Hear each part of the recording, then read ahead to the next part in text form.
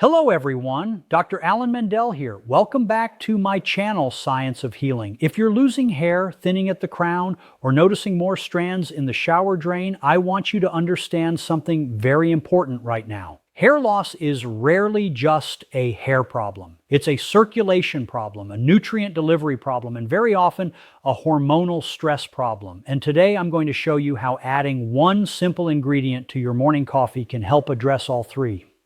Not a drug, not a supplement stack, something natural, affordable, and backed by real science. Most people think hair loss begins on the scalp, but the truth is far more unsettling because by the time hair starts falling into your sink or shower, the damage has already been happening deep inside your body for years, silently, invisibly, and relentlessly. And if you don't understand this internal process, no oil, shampoo, or serum will ever save your hair because hair loss is not a cosmetic failure. It is a biological warning signal, a distress flare fired by your body when circulation slows. Hormones go out of balance and inflammation quietly suffocates your hair follicles one by one. And science confirms this in a way that should stop you in your tracks because every single hair on your head is connected to a microscopic blood supply.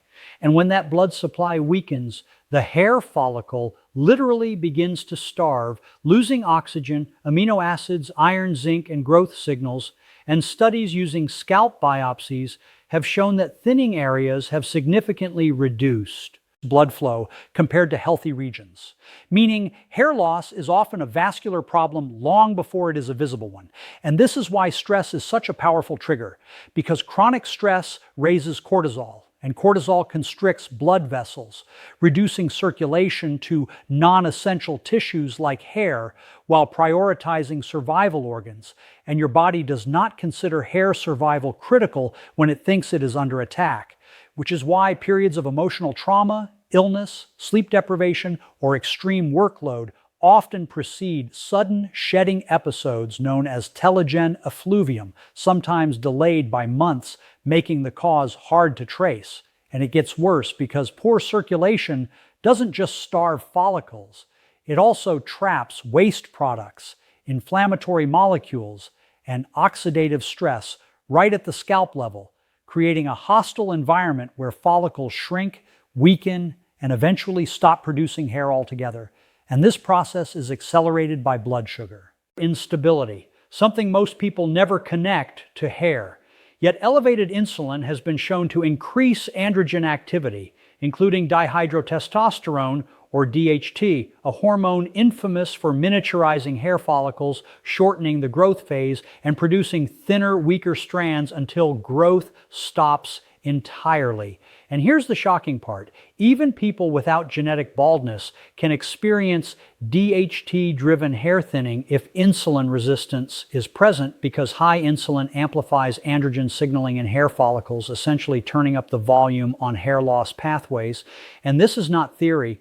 It has been observed in metabolic studies linking type 2 diabetes and prediabetes to increased rates of hair thinning in both men and women. And then there is inflammation, the silent destroyer, because low-grade chronic inflammation damages the stem cells responsible for regenerating hair follicles, and inflammatory markers like C-reactive protein have been correlated with diffuse hair thinning, meaning the immune system itself can sabotage hair growth when the internal environment becomes toxic. And inflammation doesn't come from nowhere. It comes from processed foods, excess sugar, poor sleep, smoking, gut imbalance, and constant stress, all of which send inflammatory signals that eventually reach the scalp, and once inflammation sets in, follicles enter survival mode, producing weaker hair or shutting down entirely to conserve energy. And this is why topical treatments often fail, because you cannot reverse an internal inflammatory cascade with something applied externally. And then there is cortisol again, the stress hormone that doesn't just restrict blood flow, but directly interferes with hair follicle cycling by pushing hairs prematurely from the growth phase into the shedding phase.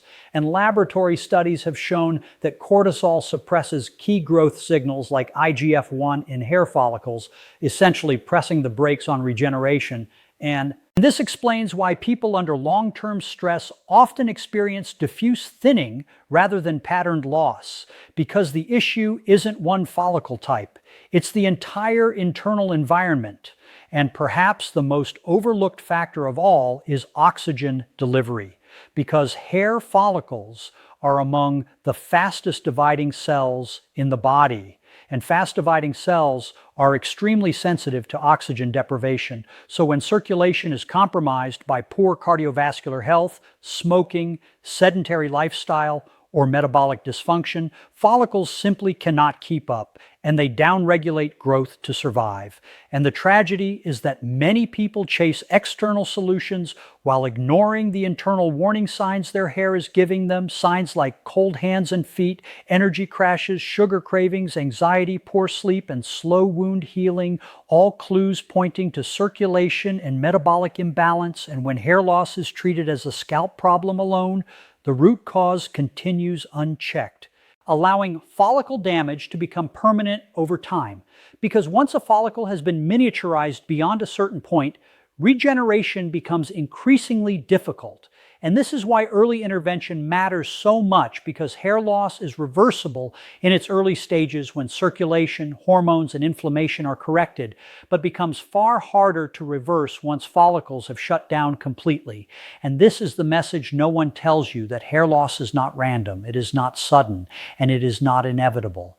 It is a slow internal collapse that shows itself on your head last, not first. And if you listen to that signal instead of masking it, you give your body a chance to restore blood flow, rebalance hormones, calm inflammation, and reawaken dormant follicles. Because hair does not grow because of what you put on your scalp. It grows because of what your blood delivers to the follicle every second of every day. And the moment that delivery improves, the biology of hair begins to change, quietly at first, beneath the surface, long before the mirror confirms it. And that is why understanding hair loss as an internal circulation and hormone issue is not just important. It is the difference between fighting a losing battle and finally addressing the real enemy hiding beneath the surface.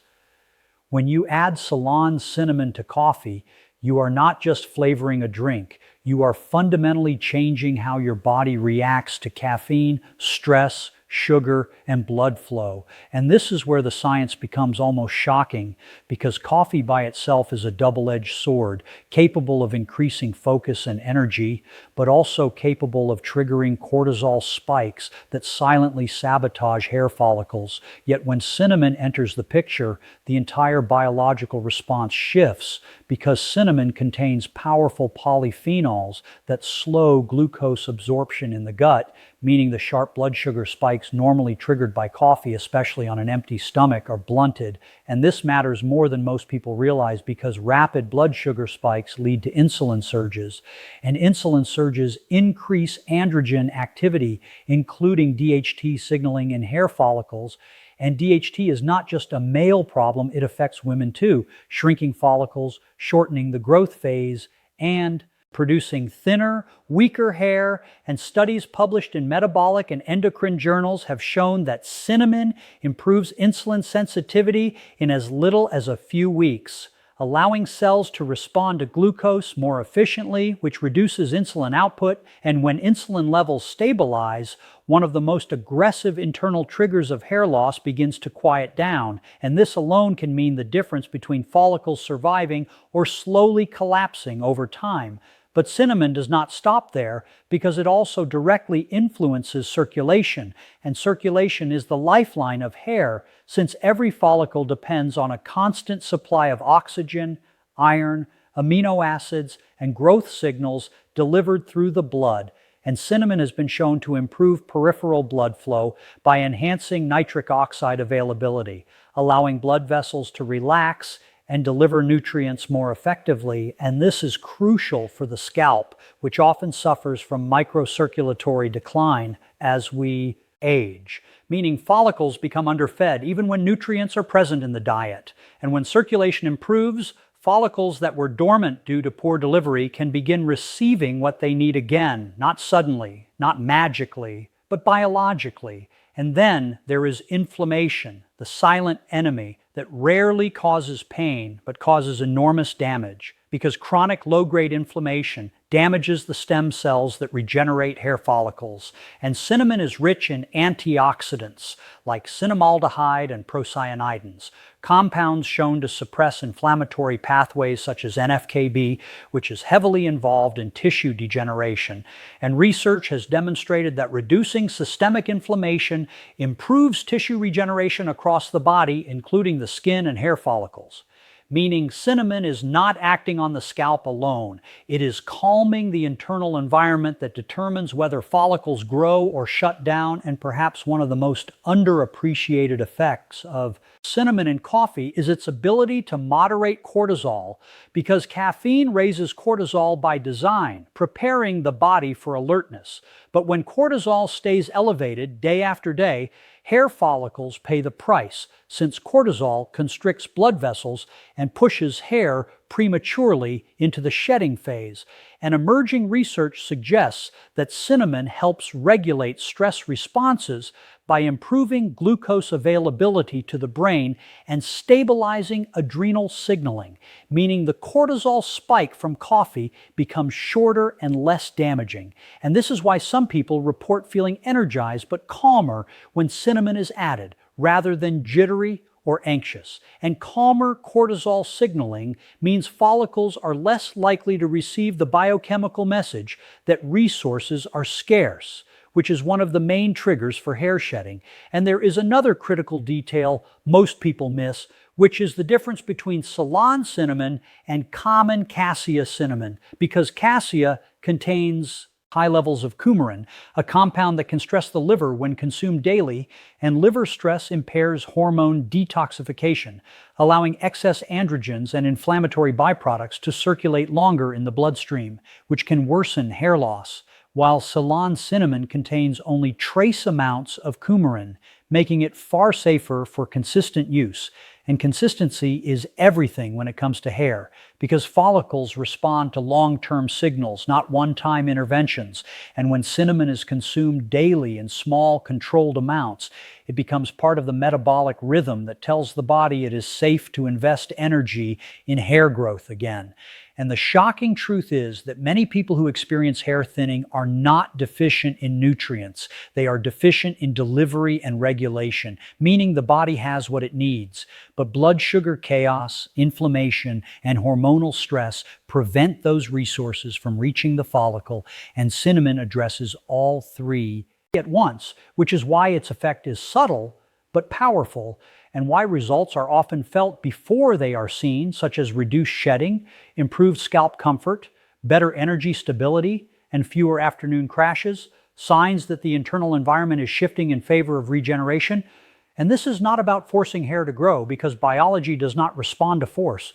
It responds to safety signals, and cinnamon acts as a metabolic signal that says energy is stable, inflammation is lower, and circulation is sufficient.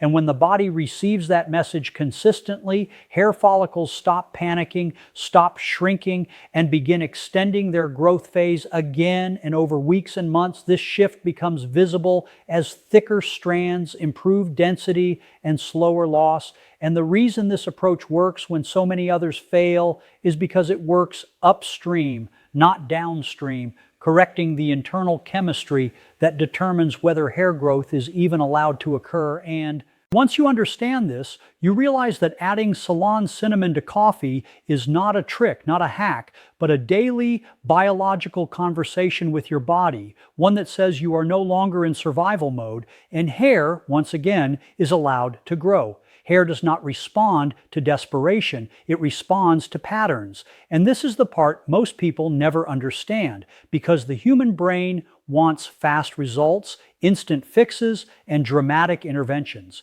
Yet hair follicles operate on biological timelines measured in weeks and months, not days. And this is why small daily habits, when repeated consistently, are far more powerful than any aggressive short-term treatment, because every single day your body is quietly deciding whether it has enough energy, safety, and resources to justify growing hair, and science confirms this in a way that is both humbling and empowering.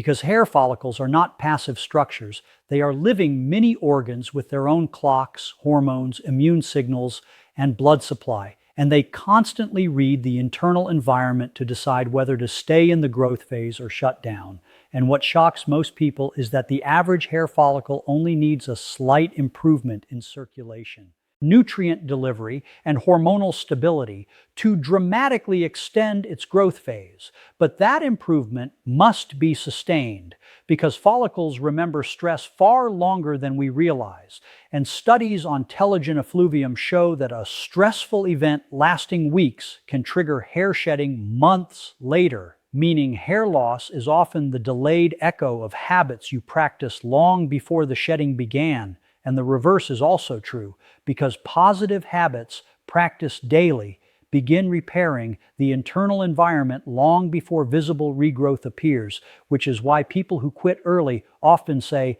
nothing worked, when in reality the biology was already shifting beneath the surface.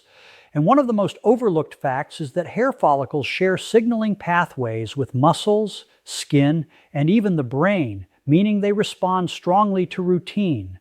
Because routine tells the body that the environment is predictable and safe, and safety is the single most important condition for hair growth. Because when the body feels unsafe, it diverts energy away from hair towards survival systems. And this is not a metaphor. It is a measurable biological response driven by cortisol, adrenaline, and inflammatory cytokines. And this is why chaotic lifestyles, irregular sleep, inconsistent nutrition, and erratic caffeine intake are so damaging to hair, not because any one habit is catastrophic, but because inconsistency itself keeps the body in a low-grade stress response. And research on circadian rhythm disruption has shown that irregular routines increase inflammation and oxidative stress, both of which impair hair follicle stem cell function, meaning your follicles literally lose their ability to regenerate when the body cannot predict what comes next.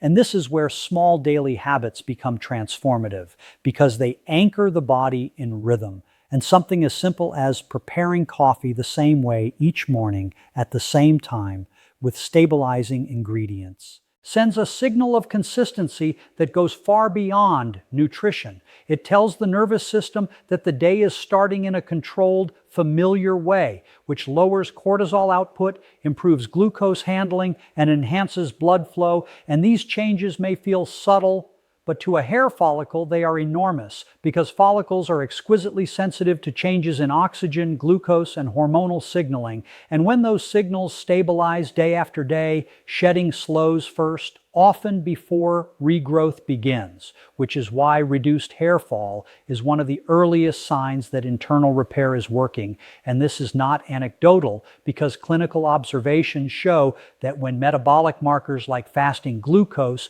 insulin sensitivity, and inflammatory markers improve, hair shedding often decreases even without topical treatments.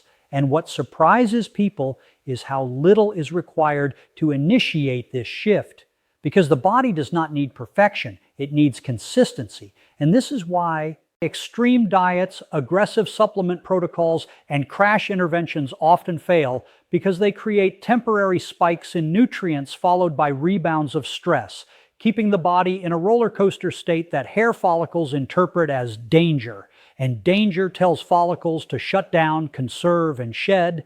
And the shocking truth is that many hair loss sufferers are doing too much, not too little, overwhelming their system with constant changes instead of allowing the biology to settle. And when small habits are repeated daily, such as stabilizing blood sugar in the morning, supporting circulation, sleeping at consistent times, and reducing inflammatory triggers, the body begins reallocating energy toward long-term projects again, and hair growth is one of the first long-term projects the body resumes when it feels safe, because hair is a signal of health, not survival.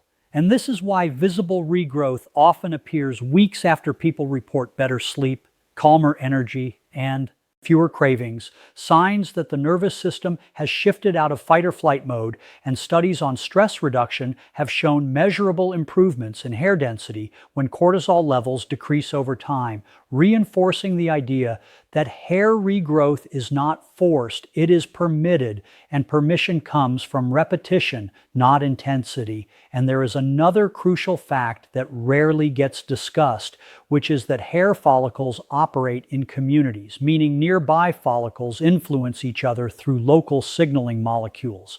So when shedding slows in one area, it often slows in surrounding areas too, creating a cascading effect of stabilization. And this is why consistent habits can lead to widespread improvement rather than isolated regrowth. And the longer these habits are maintained, the stronger the signal becomes, because follicles that remain in the growth phase longer produce thicker shafts, and thicker shafts protect neighboring follicles by improving local blood flow and mechanical support, creating a positive feedback loop that builds over time. And this is why the 8 to 12 week mark is so critical, because it represents multiple hair cycles receiving the same message of stability. And by that point, the internal environment has shifted enough that growth becomes the default rather than the exception. And the tragedy is that many people quit just before this threshold, assuming nothing is happening because they cannot yet see it, when in reality, the most important changes are occurring beneath the skin, where follicles are extending their growth phase, rebuilding stem cell reserves, and repairing microvascular supply. And when regrowth finally becomes visible, it often feels sudden, but it is not sudden at all. It is the delayed reward of quiet consistency. And this is the message that changes everything, that hair loss is not reversed by heroic effort, but by calm repetition, because the body listens most closely to what you do every day, not what you do once in desperation. And when small daily habits are practiced without interruption, they stop signaling stress, stop triggering survival mode,